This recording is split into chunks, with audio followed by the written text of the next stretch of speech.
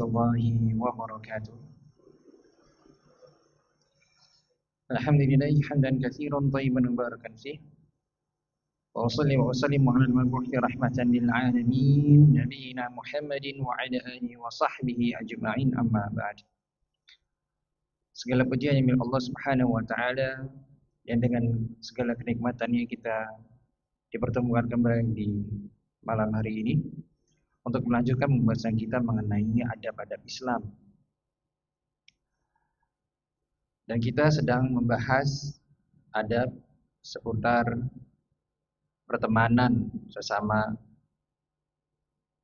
saudara kita seiman. Terakhir kita telah membahas adab mengenai bagaimana kita memilih ya atau menjauhi. Pertemuan yang lalu kita telah memilih teman yang baik, teman yang saleh. Kemudian kita masuk pada adab yang keempat, yaitu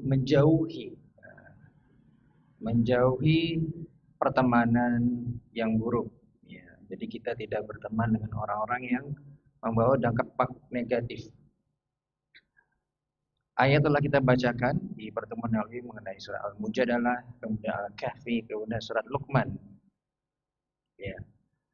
Sekarang kita masuk kepada hadis di mana Nabi sallallahu alaihi wasallam bersabda, "Mathalul jalisi salih wal jalisi saw kamathali sahibil misk wa kiril haddad."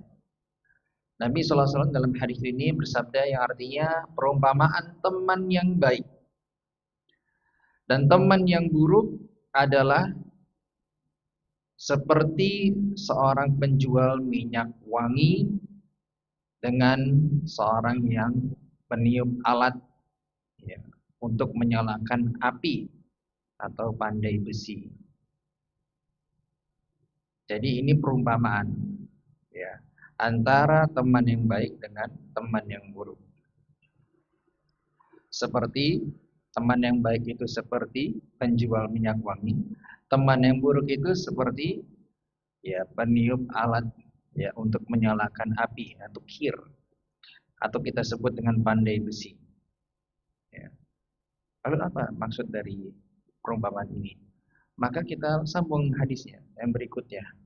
La ya'damuka min sahibil misk imma tashtarihi aw tajidu rihahu. Adapun penjual minyak wangi, maka kemungkinannya cuma dua.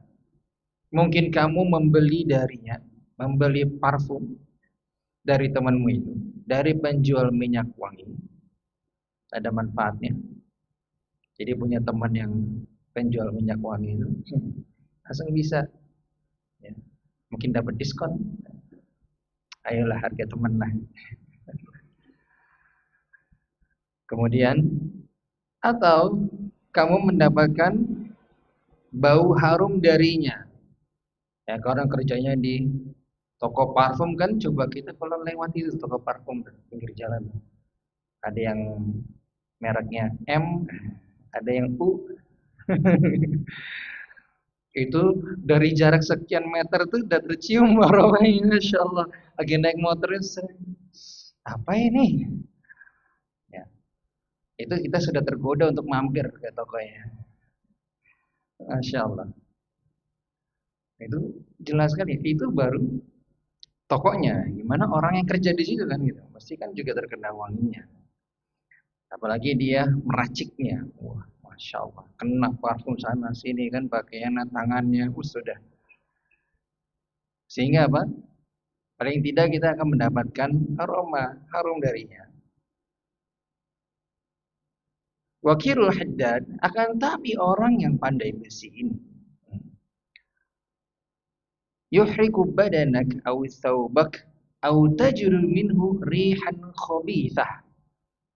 Ya, kata Nabi SAW, kalau pandai besi maka bisa jadi dia akan membakar pakaianmu,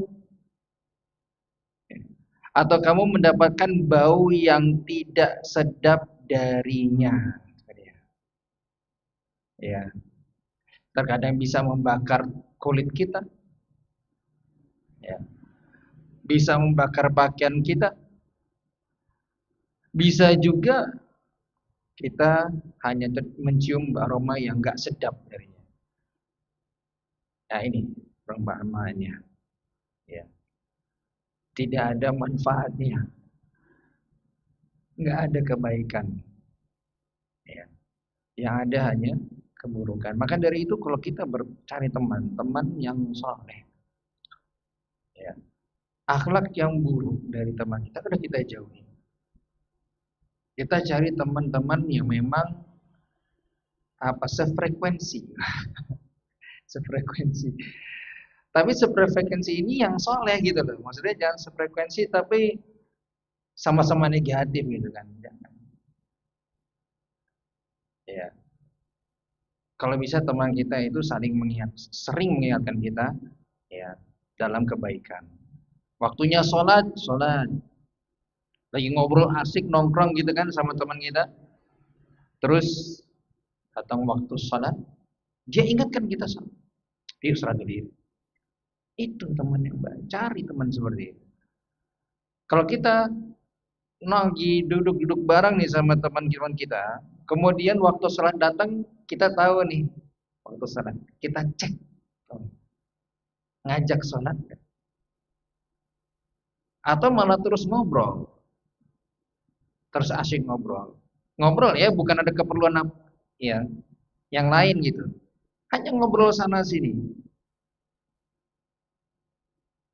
ya, nggak ngajak sholat. Udah yang seperti ini udah. Ya.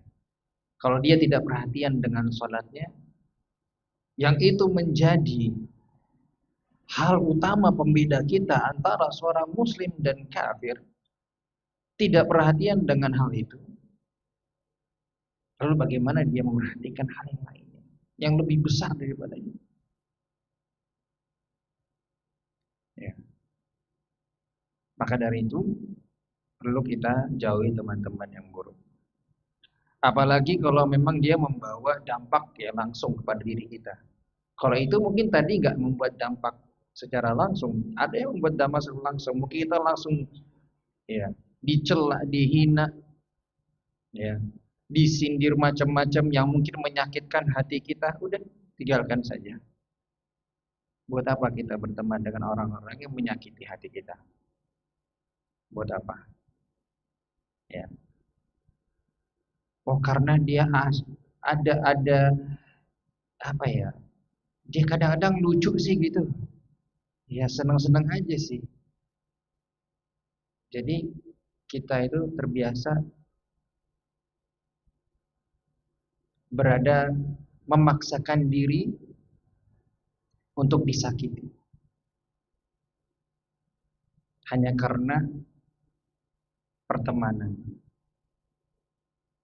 Hanya karena teman kerja.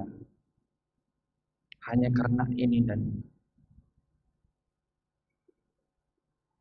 Hanya karena mungkin teman kita punya link, punya channel, bukan YouTube channel ya.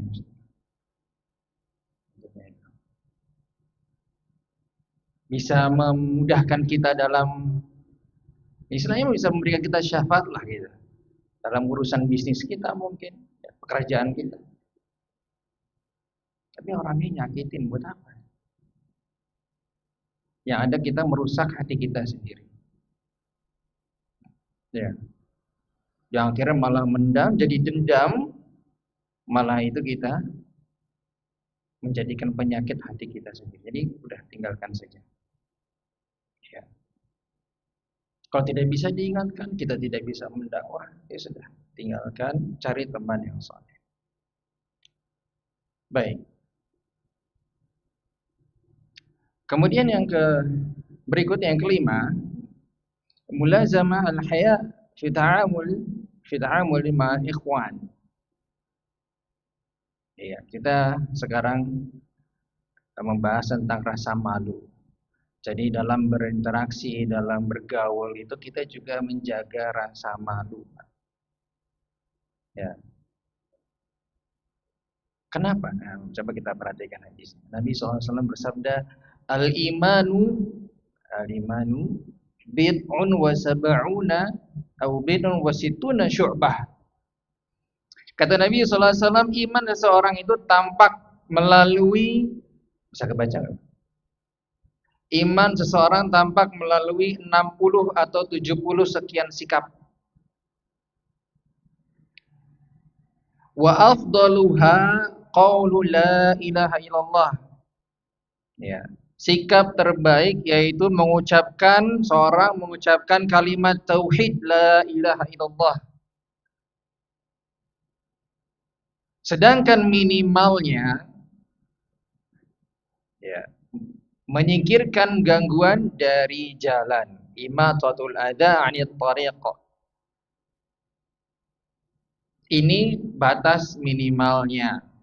Seorang itu menampakkan keimanan dengan dia menyingkirkan gangguan bahaya dari jalan. Ini batas minimal. Wal haya'u syu'batun minal iman. Kemudian Nabi SAW melanjutkan mengatakan seorang memiliki rasa malu itu juga termasuk sikap terpuji yang mencerminkan keimanan seseorang. Iya. Jadi rasa malu itu ternyata bagian dari iman. Rasa malu yang benar, ada rasa malu yang tidak tepat ya. Rasa malu yang benar, maka ini bagian dari iman. Ya, dia termasuk sikap terpuji, Pak Bu. Karena dengan rasa malu itu kita akan menjaga diri di masyarakat. Nggak akan bertindak ya, sesuka hati gitu. Kalau orang nggak punya rasa malu, maka fasna masyita, maka ya lakukanlah. Dia akan melakukan apapun yang dia inginkan sudah. Nggak tahu malu kalau kita bilang gitu kan. Orang nggak tahu malu nih. Maka ketika ada kita menjaga rasa malu, maka itu menunjukkan keimanan kita. Dan yang paling tinggi dari bagian iman adalah sikapnya, yaitu seorang mengucapkan la ilaha illallah. Ya, ini luar biasa. Ya. Tiada Tuhan yang berhak disembah selain Allah Subhanahu wa taala. Ya, keimanan, kalimat tauhid. Yang dimana ini menjadi tujuan hidup kita, mengesahkan Allah Subhanahu wa taala dalam segala ibadah. Ini perlu kita agungkan, perlu kita tinggikan kalimat tauhid. Ya. Sering-sering kita baca kalimat ini. Kemudian iman, ya, pembahasan iman. Iman itu apa Pak Bu? Iman itu ada 60, akan tampak ya seseorang dengan melakukan 60 sampai 70 sekian sikap. Iman itu apa?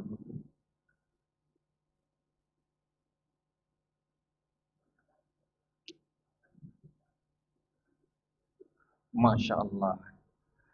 Ya, jadi keyakinan dalam hati, kemudian diucapkan dengan lisan, lalu diamalkan dengan perbuatan. Ya, diamalkan dengan anggota tubuhnya. Masya Allah. Nah itulah iman. Ya. Jadi iman itu i'tiqad bil qalb, ya, keyakinan dalam hati kita. Yakin kalau Allah Subhanahu wa taala satu-satunya yang disembah. Allah yang menciptakan, Allah yang memberi rizki, Allah yang mentakdirkan segala sesuatunya. Ya.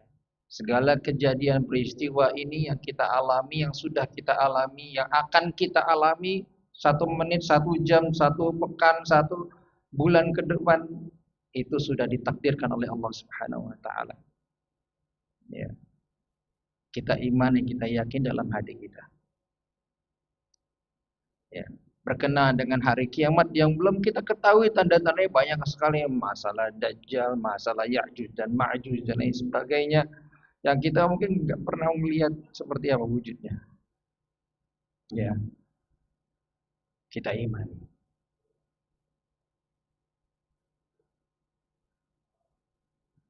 Kemudian iman juga bisa bertambah dan berkurang, Pak Bu. Iman bisa naik, bisa turun. Kadar iman itu turun naik sesuai dengan amalan manusia. Kalau seorang itu dia banyak beramal soleh, rajin ibadah, maka imannya akan semakin meningkat. Ketika dia banyak melakukan kemaksiatan, ya, maka turunlah amalan solehnya, maka disitulah dia kadar imannya semakin menurun. Ya. Maka seorang mukmin dia cerdas, dia bisa mengetahui kadar imannya, dia rasakan, dan itu terasa. Kapan kadar iman ini kita sedang turun? Rasa-rasanya malas ibadah itu udah jelas. Malas ibadah, malas sholat, malas, saya tambahkan malas sholat berjamaah di masjid. Itu dia. Malas ya.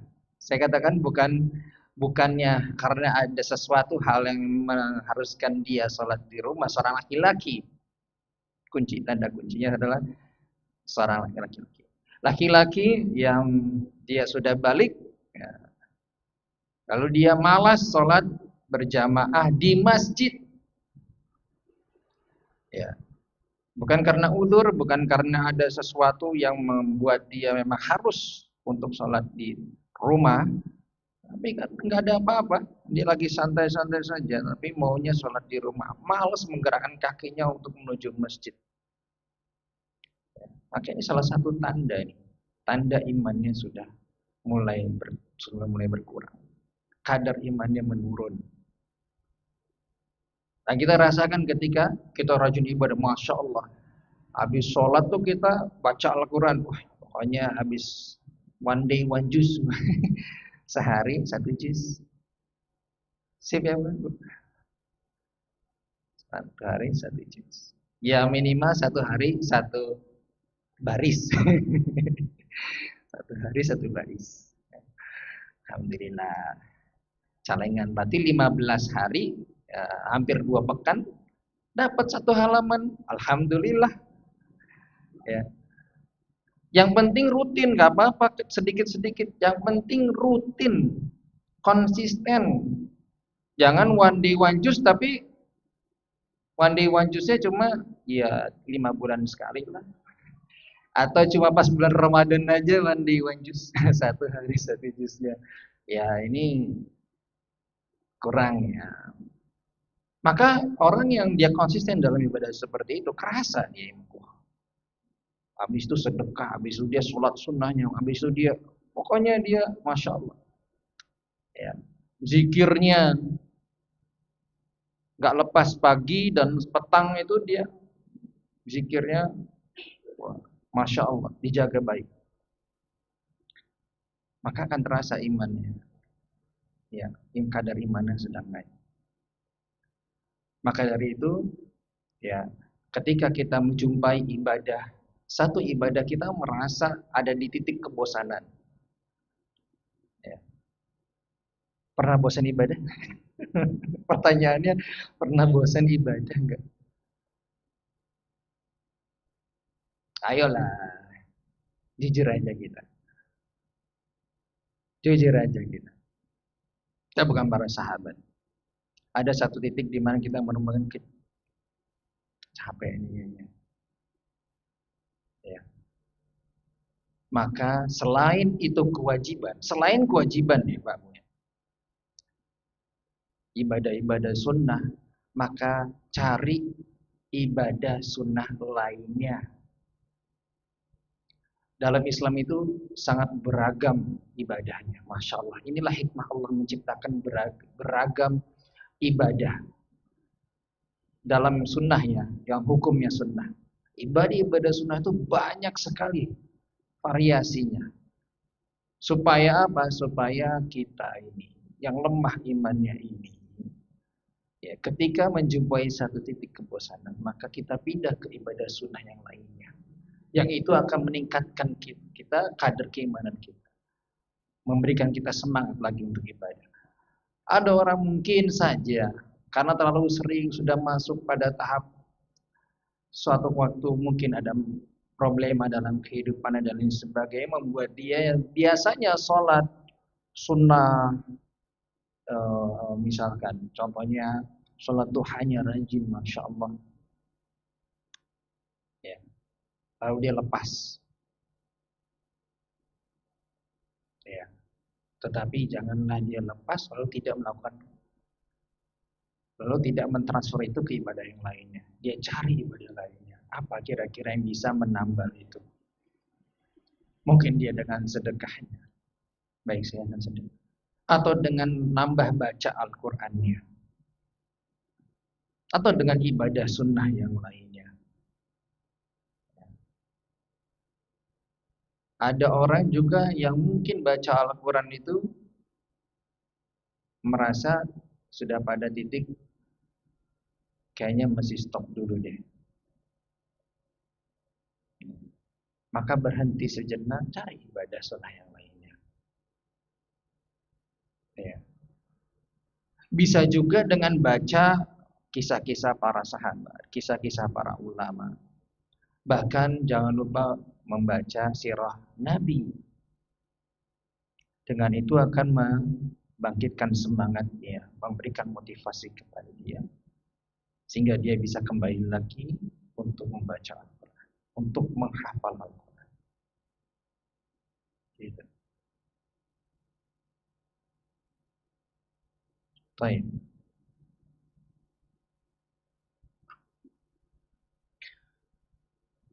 Kemudian ketika kita berinteraksi, kembali lagi ke topik kita, yaitu kita bergaul dengan teman kita, maka hendaknya kita jaga rasa malu ya. Baik.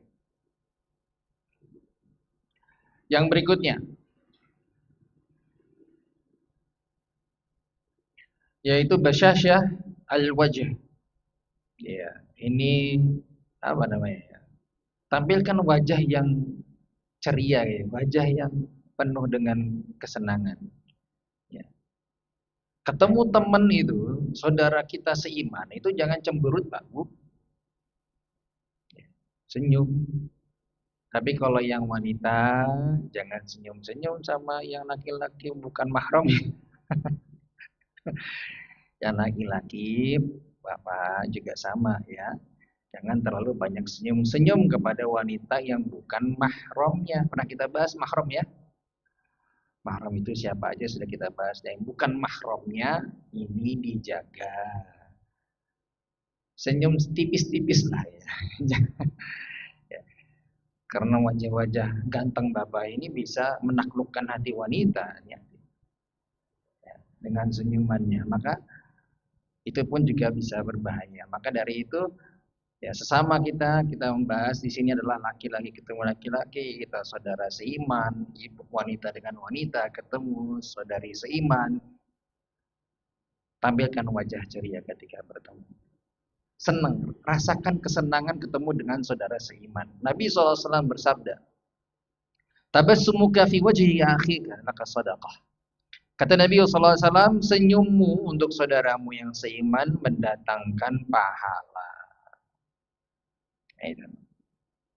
Jadi senyum kita itu sudah nilai pahala. Yang penting niat. Jangan lupa niatnya. Ya. Jadi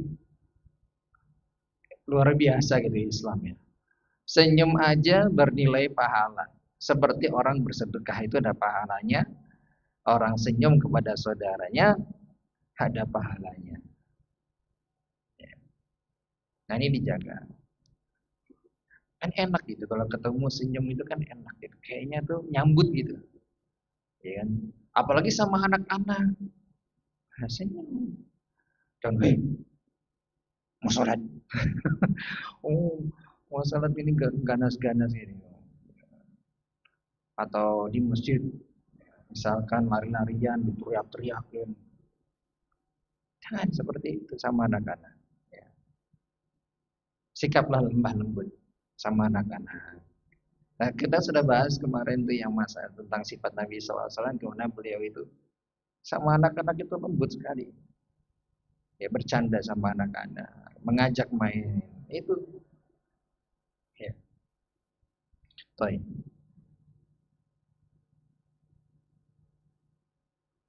Betul ya Babu ya? Ini pada serius semua tampangnya ini kayaknya. Senyumnya kemana ini? Harusnya kita bahas senyum.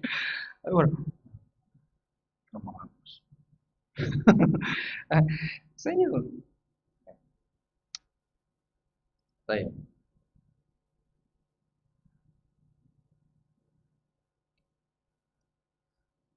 Yang berikutnya. Yang berikutnya adalah ada mu'ikhlaf. Ada mu'ikhlafil wa'd. Yaitu tidak boleh mengingkari janji. Nah, ini dia nih. Ayo. Ya. Dalam hadis Nabi sallallahu alaihi wasallam pernah bersabda, ayatul munafiq thalathun. Ada 3 tanda orang munafik. Ada 3 tanda orang munafik. Yang pertama, idza haddatsa kadzab. Ketika dia berbicara, dia berdusta. Apapun yang dia bicarakan, tentang apapun pokoknya. Ya. Dia bicara, menyampaikan sesuatu, menyampaikan berita-berita itu tidak sesuai dengan kenyataannya. Ya. Maka dia berdusta. Nah, ini dihindari. Ini tanda orang munafik. Maka kalau kita bergaul ya sama teman-teman kita, kadang kan ya mungkin saja pengen membuat apa ya, suasana pecah gitu kan. Suasana tuh lebih apa ya, lebih hangat gitu. Kadang pakai apa?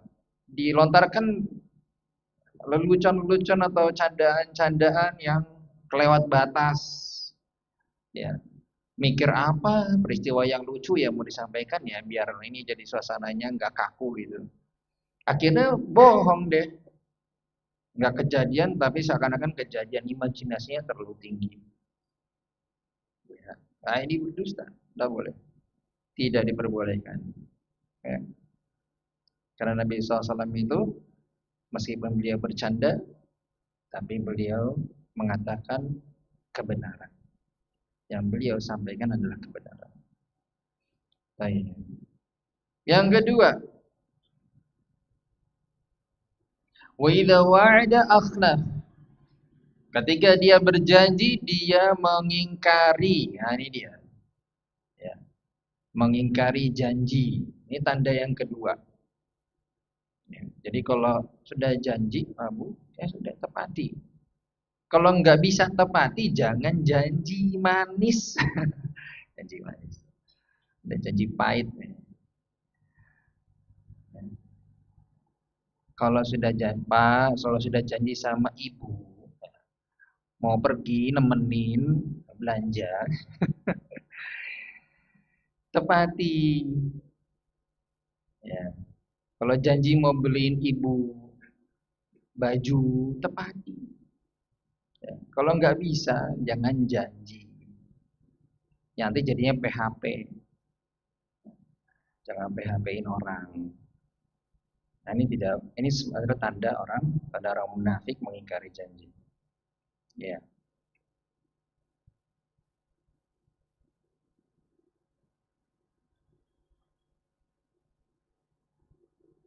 Kemudian yang ketiga, tanda yang ketiga yaitu berkhianat. Ya, wa idza tumina khan. Sudah diberikan amanah, dia malah berkhianat. Ini 3 tanda orang munafik. Ya. Maka kita hindari tanda-tanda orang munafik ini. Kalau seorang, berarti apakah kalau orang itu memiliki tanda-tanda ini dia disebut orang munafik? Ya, dia memiliki sikap orang munafik. Ya, tapi munafiknya bukan munafik iktikadi, bukan munafik yang mengeluarkan dia dari Islam, bukan. Ya, tetapi sikapnya, perbuatan itu menyerupai orang munafik. Yang tentunya itu bukanlah yang terbaik, tentunya. Ya. Karena kita mengikuti orang-orang soleh, bukan mengikuti orang-orang munafik. Sikap kita mengikuti sikap role model kita yang manusia terbaik, yaitu Nabi Muhammad SAW. Nah, tanda orang munafik ini sangat jelek, semua nggak ada yang baik. Berdusta itu bisa menimbulkan hal yang negatif lainnya. Mengingkari janji, merugikan orang lain. Karena orang berjanji kan berarti sudah waktunya sudah tahu nih. Ya, nanti janji datang sana jam 8. Sampai orang nunggu. Orang yang dijanjikan itu sudah meluangkan waktunya untuk bertemu kita. Ya, berusaha payah sudah untuk bisa menepati janji juga. Jam 8 ini sudah hadir. Tapi ternyata temannya ketika sudah jam 8:15 belum datang juga. Yang berjanji ini tunggu sampai 1 jam baru datang. Ternyata janjinya janji Indonesia. Janji orang Indonesia itu jam 8 plus 1 jam. Ya. Jadi bisa dipahami. Ya pokoknya sudah urfnya gitulah. Ya. Ini nggak baik ya. Ini nggak baik yang seperti ini. Tapi kan nggak mengingkari. Ya tidak 100% mengingkari, tapi sudah kelewat batas ya dalam perjanjiannya. Merugikan orang lain. Nunggu udah lama sebetulnya. Nggak ada kabar pula. Kabarnya cuma apa? OTW. OTW-nya itu baru beranjak dari tempat tidur. Belum mandi, belum persiapan. Belum lihat HP dulu, belum cek WhatsApp dulu. Ya, itulah saya. Jadi ya begitu memang. Maka kita perlu ya mulai mengoreksi diri pribadi ya supaya kita tidak sampai tahap pada mengingkari janji. Ya kalau memang kita qadarullah ternyata memang ada berhalangan nih, darurat, ya udah kita sampaikan aja apa adanya. Mohon maaf nih, Pak. Mohon maaf nih sohibku yang terbaik. Ini saya ada halangan darurat sekali nih. Saya harus kesini dulu. Nanti baru kita ketemu di jam sekian. Ya. Baik, insya Allah bisa menerima utuh temannya. Kita semua bisa menerima ya hal yang seperti itu. Kita terima. Kita lapang dada akan hal tersebut. Baik.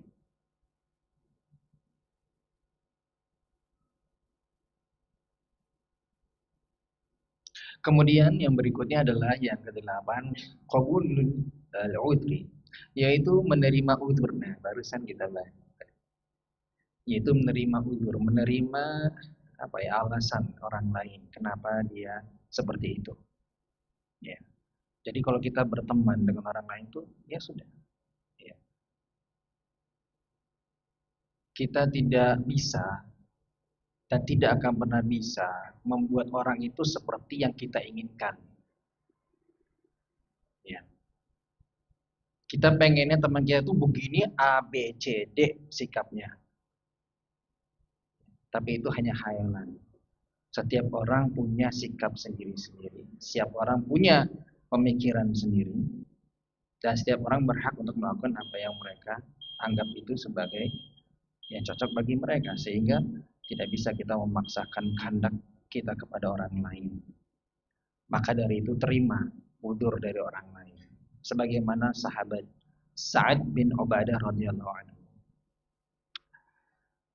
Beliau ya mengatakan, "La ra'aitu rajulan ma'a imra'ati la darabtuhu bisayf ghaira musfahin."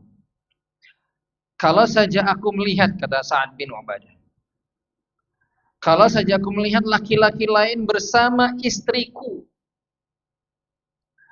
berbuat cabul, aku akan benar-benar menebasnya dengan pedangku bagian bilahnya yang tajam tanpa ampun. Luar biasa. Artinya apa?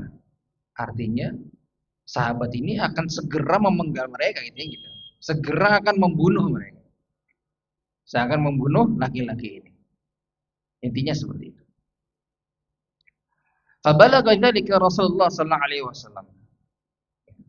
Kemudian pernyataan ini sampai kepada telinga Nabi sallallahu alaihi wasallam. Lalu Nabi SAW bersabda, Ata'jabun min ghairati Sa'ad? Apakah kalian kagum dengan dahsyatnya rasa cemburu Sa'ad? Wah, ya. Karena Nabi SAW menyampaikan, wallahi la ana aghyaru minhu. Demi Allah, kata Nabi SAW, aku orang yang lebih cemburu dibanding Sa'ad. Jadi kalau Sa'ad itu cemburunya seperti itu, Nabi SAW lebih lagi orang cemburu daripada Sa'ad. Wallahu aghyaru minni, dan Allah lebih cemburu dibandingkan aku. Dan Allah lebih cemburu dibandingkan aku. Jadi Allah juga cemburu. Manusia bisa cemburu, Allah juga cemburu. Tapi kecemburuan Allah berbeda dengan rasa cemburunya manusia, makhluk. Ya, rasa cemburu Allah itu sempurna sesuai dengan keagungannya. Dan Allah juga cemburu dibandingkan, bahkan lebih cemburu karena Allah yang Maha Pencipta. Oleh karena itu, wa min ajli ghairatillahi harramal fawahish. Oleh karena itu Allah mengharamkan perbuatan dan perkataan keji lagi kotor. Nah, itu. Jadi karena perbuatan itu keji maka Allah haramkan.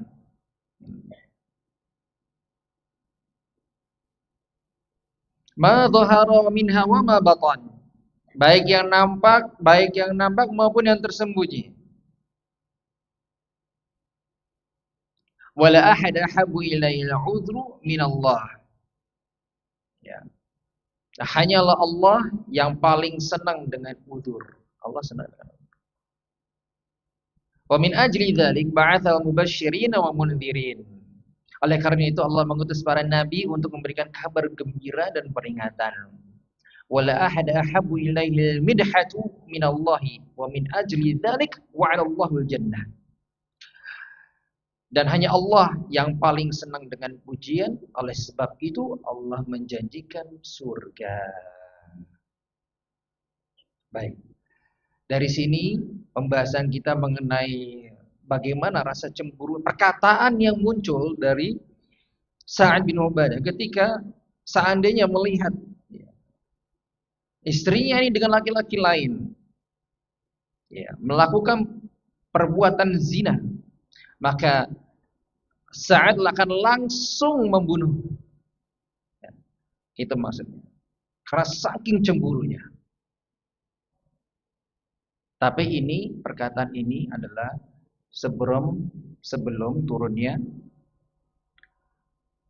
ayat tentang persaksian, 4 persaksian. Dalam surat An-Nur ya.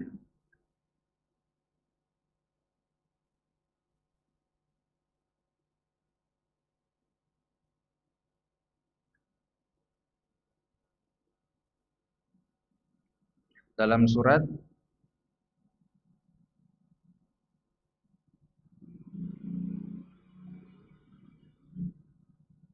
An-Nur ayat 4. Nah, di mana Allah Subhanahu wa taala berfirman, "Walladzina yarmunal muhsanat thumma lam ya'tu bi arba'ati syuhada fa'ajliduhum 80 jaldah." Ya. Jadi bagi orang yang menuduh wanita baik-baik, wanita yang menjaga kehormatan dan sudah menikah, dia tuduh dengan melakukan perbuatan zina, perbuatan keji dan kotor. Lalu mereka tidak menghadirkan 4 saksi mata. Maka mereka ini akan mendapatkan hukuman yaitu 80, ya, akan dicambuk 80 kali setiap orangnya, setiap saksi itu. Sekali lagi saya ulangi, jadi kalau ada wanita yang dia baik-baik, dia wanita nampak salehah dan dia telah menikah, lalu dituduh melakukan perbuatan zina, ya, maka harus menghadirkan 4 saksi. Kalau tidak, maka akan dikenakan hukuman yaitu 80 cambukan.